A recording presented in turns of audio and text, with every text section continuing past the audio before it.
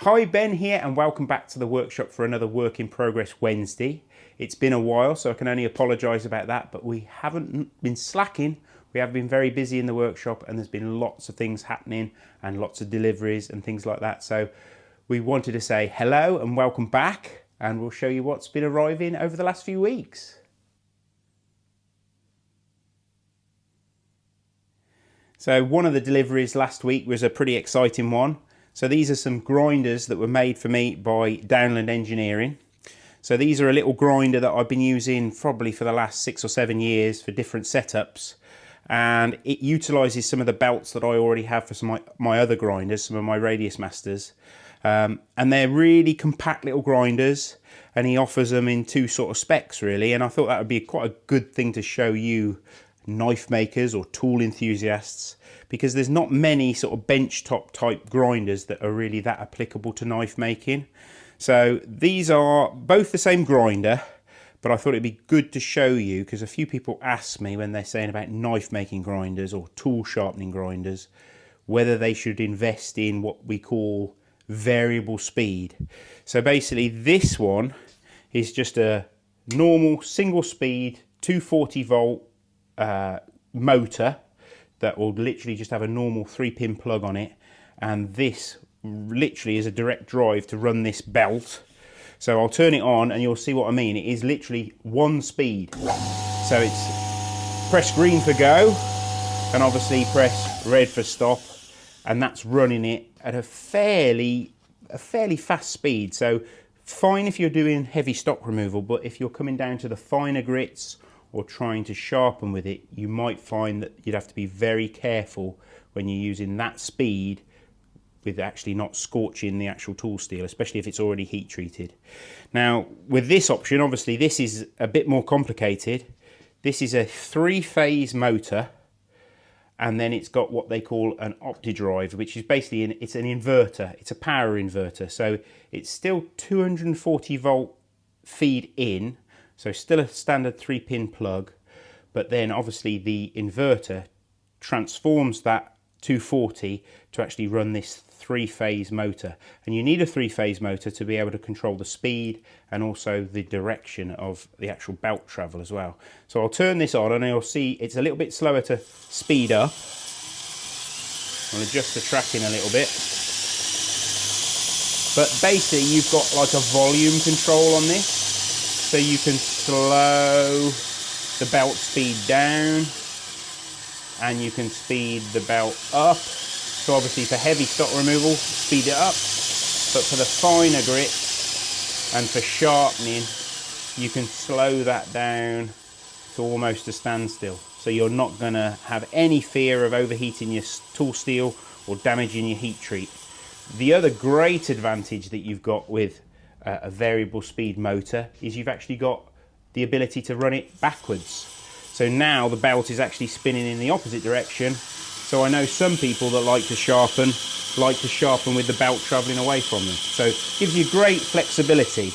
The only disadvantage is obviously this is a little bit more expense, but if you're really looking at a all-in-one sort of grinder that you can do everything with, going for that extra expense of going for an inverter or variable speed motor is a real saviour really. So yeah, 2 new grinders to set up somewhere in the workshop. So another delivery that came last week, very heavy delivery, and I know that Lois has already got her eye on this crate because it's going to make a fantastic planter when it's empty. But what's inside the box? Well, let's have a look. We have got, and now I know why it's so heavy, literally right filled to the gunnels with loads of strips of steel. Now you might say, well, what sort of steel is it? Obviously I ordered it, so I know exactly what it is. This is my favourite steel. This is ABL.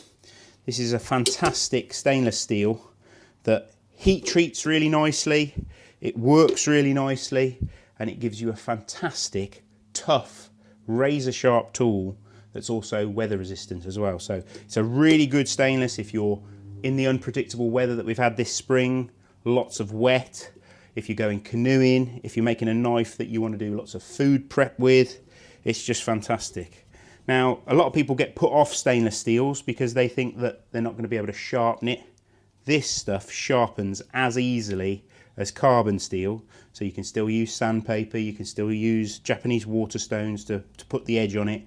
You haven't got to use very sort of hard like diamond stones and things like that, because it hasn't got crazy wear resistance like a lot of stainless steels, but it's got really nice toughness and edge holding. So yeah, I make a lot of tools out of this, a lot of food prep knives. Our machetes are made out of this, our parangs are made out of this.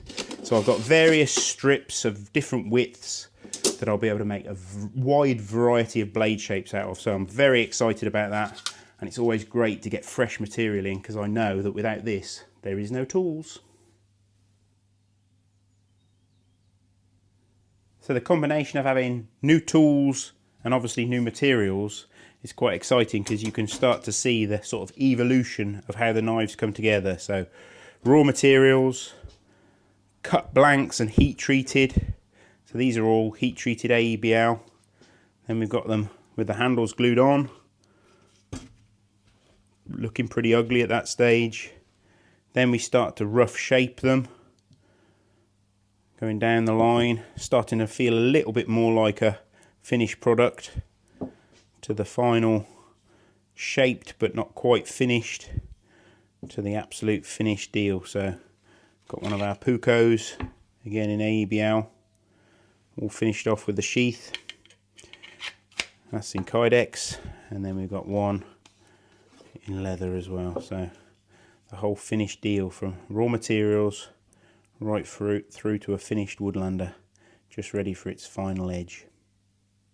So that's what's been happening in the workshop over the last few weeks, and we're obviously busy making stock, making products, because the only show that we are definitely going to be at this year is the Bushcraft Show, which is the 25th to the 27th of May at Stanford Hall. Now, if you haven't already booked your tickets, check out the website. We'll put a link in the description below. But if you haven't got your tickets, you can actually get a 15% discount on checkout if you use our code, which is BLO15. So Bravo Lima Oscar 15 at checkout. So hopefully that helps. And we look forward to seeing you there. And we should have lots of fun and exciting products, and hopefully the perfect bushcraft tool for you for your next adventure. So thanks for tuning in, and we'll see you next time.